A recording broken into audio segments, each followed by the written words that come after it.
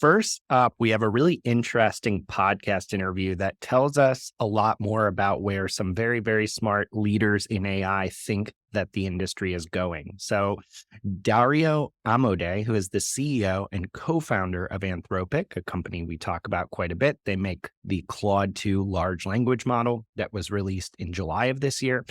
He just gave a wide-ranging interview on the future of AI. So this interview took place on a recent episode of a podcast called the Dwarkesh Podcast, and we've linked to that in the show notes. It is a must listen, and primarily it's a must listen because these types of in-depth interviews with certain AI leaders are not all that common despite all the hype and buzz in AI. There's a lot of considerations in the space around competition and security. So the heads of these major AI companies don't always go really deep on their views in the industry and where it's going. Not to mention, Amodei himself has a pretty small footprint, it seems, online. He doesn't share a ton frequently. So hearing from him is even less common. So we definitely want to encourage people to listen to the entire episode, which clocks in at about 2 hours or so. But we did want to call out some really big highlights that have us thinking a little differently about the future of AI. So, Paul, one area that stood out to you was Amodei's thoughts on when we can expect general human level intelligence in AI models. And he said he thinks that could happen in 2 to 3 years. Could you kind of unpack that for us? Yeah, I will say it starts off quite technical. I mean, they do.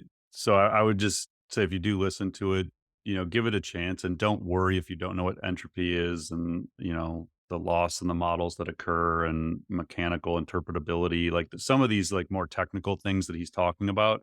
You don't need to comprehend those topics to understand the bigger picture of what's going on. So I would say just kind of, skim through those parts. Don't worry about it. You're not going to miss anything if you don't fully understand what he's talking about with those technical terms. So yeah, I mean, one of the big takeaways that he got pushed on is kind of where these models are going and why he's fairly comfortable predicting that stuff. And I think the basic concept is that these models, for some reason or another, seem to follow a predictable pattern where if you give them enough data and enough computing power, that they generally know what level they're going to be able to achieve. Now, they can't predict exact abilities. Like he gets into like when he was working on GPT-2, GPT-1, GPT-3 at OpenAI, because he was previously, I think it was the VP of research at OpenAI. He was saying like we couldn't predict abilities. Like we didn't know when the model would learn math, like when that would emerge out of it. But you could generally predict how strong the models would be and kind of when they would sort of peak in terms of their capabilities. So, I think that was one of the first things that stuck out to me. And so he said, well, what would it take to, get to this kind of human level intelligence? And his feeling was, probably 2 to 3 years. But then they pushed him on, the economic impact and the impact on jobs. And he was saying, like, you can't, just because we can get to this level of intelligence doesn't necessarily mean it starts replacing human workers. And so he actually has really interesting perspectives on that and why that is and kind of when that starts to occur, where we might start to see meaningful impact on jobs.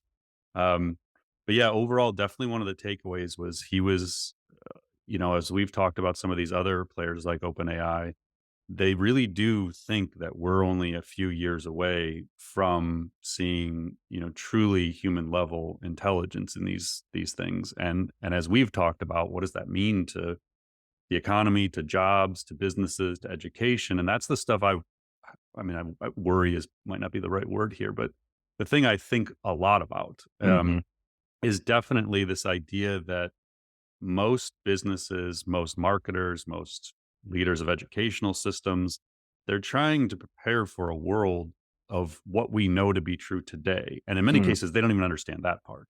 But like they're trying to put rules in place, as we started off this talk about, students aren't allowed to use ChatGPT because it's cheating. And it's like, okay, you're looking at like today's current model and setting some sort of policies that you're going to ride for the next school year for 12 months. When 12 months from now, we might have GPT-5 that dwarfs the abilities of GPT-4. And like, that's the part I think we're just missing as a society is people aren't looking into the near future of what these things are going to be able to do and then what that means. And so I thought this interview as you were saying, Fred, like it just gives you an inside perspective from someone who has been at the forefront of this stuff going back to 2012 when he was at Baidu, where they were working on speech recognition, and then at Google, and then as a leader at OpenAI. So he has seen these models emerge from the very early stages of what they were capable of. And they have followed this predictable path now for 11 years. Mm. And so to hear him explain it and why he thinks that we're heading in this direction, I think it just gives more, like, it feels more tangible, I guess, when you hear him explain it, because you can listen to like the scientific reasoning behind why it is. Um, so yeah, it was definitely, I was listening to, I was like mowing my lawn this weekend. I was like, I gotta like really go deep on this. I kept stopping my lawnmower every like 3 minutes to like take notes on my Okay. phone. And then I had to re-listen to it Sunday morning over coffee. And then, go and read the transcript. Like you really had to kind of consume this one and try and comprehend everything they were saying. So it sounds like on one hand, he's not necessarily painting 100% doom and gloom picture of impact on employment and the economy. But on the other, we have to accept that if his prediction is anywhere close to correct about human level AI in the next few years, that should have a pretty profound impact, whatever, even if we can't predict what that looks like, right? Yeah. And again, it becomes more apparent why they think the regulations are so critical and Mm. why these conversations need to be happening around alignment and safety and security when you explain it. Like, I mean, they got into like cybersecurity and people, rogue nation states kind of like stealing access to the language models, like the weights and how it all works and everything.